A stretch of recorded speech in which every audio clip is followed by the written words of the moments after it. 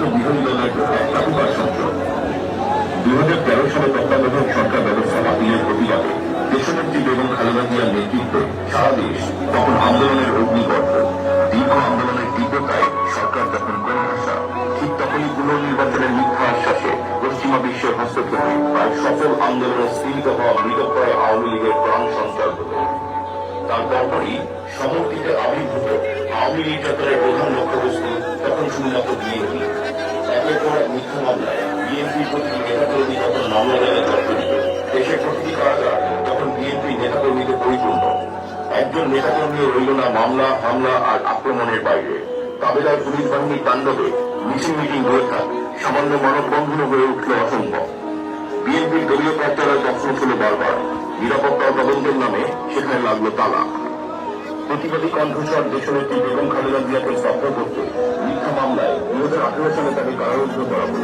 বিশাল নির্জন ভয়াবহ কারাগারে একমাত্র বন্দী হিসেবে কাটালেন বছরের পর বছর। শুধু লন্ডন থেকে দলের দায়িত্ব নিলেন জনাব তারেক রহমান। মামলা ও হামলায় জর্জরিত দলকে সংগঠিত করে শতবছর মাত্র একের পর এক তারুণ্যের সমাবেশ, প্রতিটি বিভাগীয় শহরে পর্যায়ক্রমে বিভাগীয় সমাবেশ, আর সেখানে মন্ত্রীভূমি দেওয়া সমাবেশ।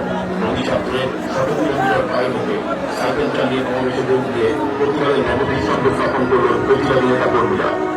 সংগঠনের কাঠামো এতটাই মজবুত করলেন যে শত নির্যাতনে একজন নেতাকর্মীও দল ছাড়লেন না। দলের মহাসচিব মির্জা ফখরুল ইসলাম অত্যন্ত বিচক্ষণতা ও ঘনিষ্ঠ নেতৃত্বের মাধ্যমে বিভিন্ন সময়ে দলের সৃষ্ট সংকট মোকাবিলায় গুরুত্বপূর্ণ ভূমিকা পালন করেছেন সকলকে সাথে নিয়ে। দলের নীতি ও আদর্শ বাস্তবায়নের কাজ করতে গিয়ে তিনি বারবার আওয়ামী লীগের দমন-পীড়নের শিকার হয়েছেন এবং কারাবরণ করেছেন। এরই মাঝে নুরুল হুদা নির্বাচন কমিশন, প্রশাসন এবং পুলিশের নির্লজ্জ ভূমিকায় মধ্যস্থ হল কার্যকরী নতুন সংস্করণ নিশিরাতের ভোট। নির্বাচনের আগে রাতেই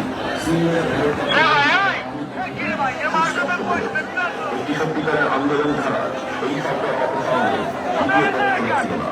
মরিয়া হাসিনার রাক্ষসী চরিত্র তখন এক ভয়াবহ নৃশংসতায় পরিণত হয়েছে। ফেসবুকে সামান্য মন্তব্য ডেকে আনলো অনন্ত কারাবাস কিংবা অনিবার্য মৃত্যু। 2019 সালে বুয়েটের ছাত্রলীগের নৃশংসতায় শহীদ হল আবরার ফাহাদ।